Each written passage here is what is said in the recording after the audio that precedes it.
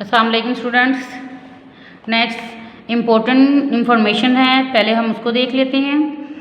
According to experts, माहरीन के मुताबिक at least 25% of the total area of a country, किसी भी मुल्क का जो मुकम्मल जो एरिया है कितने परसेंट जो है 25% मैक्सिमम जो है मस्ट बी कवर्ड से ढांपा हुआ होना चाहिए बाय फॉरेस्ट जंगलात से। बट इन पाकिस्तान, लेकिन पाकिस्तान में only 5% of its total area is covered by forest. लेकिन सिर्फ पाकिस्तान में कितने हिस्सों पर जंगलात लगे हुए हैं? 5।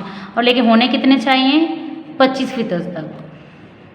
25% जो है इसके अंदर रिक्वायर्ड है। अगर होंगे तो हमारा इन्वायरमेंट है वो क्लीन रहेगा, जितने भी पोल्यूटेंट्स हैं वो भी कम होंगे। डू यू नो, आप जानते हैं, ह्यूमन एक्टिविटीज़, इंसानी सरगर्मियाँ have increased the proportion of carbon dioxide, carbon dioxide के तनासब को बढ़ा चुकी हैं इन द एयर, हवा में, from 0.027% to 0.035% in about 100 years. 100 सालों के अंदर इतनी अमाउंट जो है ये कार्बन डाइऑक्साइड की बढ़ चुकी है किसके अंदर? हवा में। 0.2027% से 0.035% तक।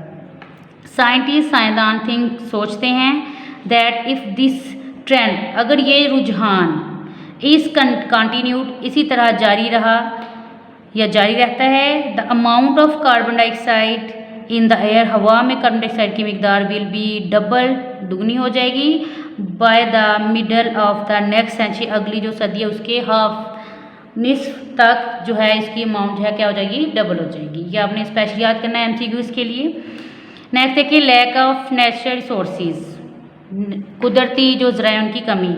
रिसोर्सेज आर द मटीरियल, ये डेफिनेशन है रिसोर्सेज की। What are resources?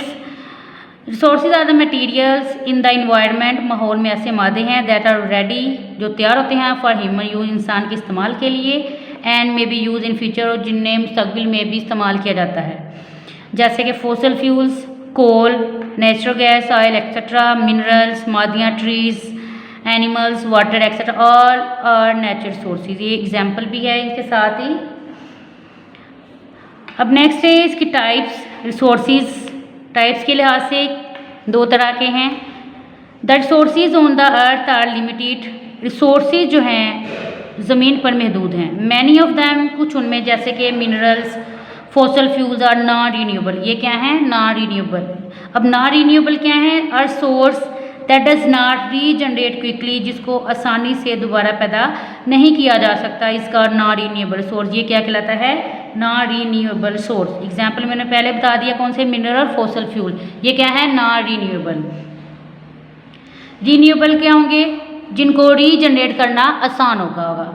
A resource that regenerate quickly is called renewable, जिसको आसानी से रीजनरेट किया जा सकता है वो क्या है? रीन्यूएबल। जिसको आसानी से रीजनरेट नहीं किया जा सकता वो क्या होगा? Non renewable. तो 2 तरह के, तो हमने डिस्कस करना है इसके अंदर नॉन रीन्यूएबल के बारे में। The limited and non renewable earth resources, महदूद और नॉन रीन्यूएबल ज़मीनी जो ज़राए हैं जैसे कि फॉसिल फ्यूल्स वगैरह, आर यूज टू प्रोड्यूस, इस्तेमाल होते हैं पैदा करने के लिए, एनर्जी फॉर रनिंग इंडस्ट्री। ये इसकी इम्पोर्टेंस भी है नॉन रीन्यूएबल की, कि हमने इसको अगर सेव भी करना है तो इसकी क्या इम्पोर्टेंस है, यूज़ या फिर इम्पोर्टेंस। कहते हैं नॉन रीन्यूएबल जो रिसोर्स हैं वो इस्तेमाल होते हैं एनर्जी पैदा करने के लिए, फॉर रनिंग इंडस्ट्री, कारखानों को चलाने के लिए, transport and house hold appliances, house hold घरेलू जो आलात हैं जैसे फ्रीज़र वगैरह या टीवी, कुछ भी हम लोग जो यूज़ करें वो जो है चलाने के लिए किसकी हमें ज़रूरत है? नॉन रीन्यूएबल सोर्सेज की। दे विल गेट डिप्लीटेड, ये ख़त्म हो जाएंगे, एंड हैंस अल्टरनेट रिसोर्सेज, और इस तरह मुतबादल ज़राया जो है ऑफ एनर्जी, तवानाई के, नीड टू बी डेवलप्ड। ये नॉन रीन्यूएबल सोर्स की बात है कि ये जल्द ही ख़त्म हो जाएंगे, इसलिए तवानाई के मुतबादल ज़राया को बेहतर बनाने की या डेवलप करने की ज़रूरत होगी। However their unwise use must be stopped, ताहम इनका गैर मुनसफाना या गैर दानिशमंदाना इस्तेमाल जो है उसे रोकना चाहिए। ये रीज़न है क्यों, नेक्स्ट हम जो डिस्कस करेंगे ये रीज़न होंगे कि क्यों ये जो नॉन रीन्यूएबल सोर्सेज हैं ये डिप्लीट होते जा रहे हैं। A lot of energy which could do useful work is wasted by man. इंसान के ज़रिए बहुत ज़्यादा तवानाई जो है ये जो काम के लिहाज से ज़रूरी है वो इंसान के ज़रिए ज़ाया होती है। फॉर इंस्टेंस, मिसाल के तौर पर हाउस होल्ड एप्लायंसेस, घरेलू इस्तेमाल की चीज़ें आर लेफ्ट, हम खुली छोड़ देते हैं, उनको ऑन छोड़ देते हैं। Even when no one is using them, जब तब भी अगर उसको कोई इस्तेमाल नहीं कर रहा तो हम तब भी घर में बहुत सारी चीज़ें हैं जिसको हम खुला छोड़ देते हैं। सिमिलरली इसी तरह instead of using public transport इस्तेमाल करने की बजाय पर्सनल कार्स आर यूज, ज़ाती जो गाड़ियाँ वो इस्तेमाल की जाती हैं। विच कंज्यूम, जो इस्तेमाल करती हैं अ लॉट ऑफ फ्यूल, बहुत ज़्यादा फ्यूल को। The unwise use of non renewable sources, गैर दानिशमंदाना इस्तेमाल नॉन रीन्यूएबल सोर्सेज का ऑफ एनर्जी, तवानाई के नॉन रीन्यूएबल सोर्सेज का गैर दानिशमंदाना इस्तेमाल में रिजल्ट, नतीजा हो सकता है इनटू नॉन रिकवरेबल, और ऐसा लॉ जिसको रिकवर करना जो है वो मुमकिन ना हो।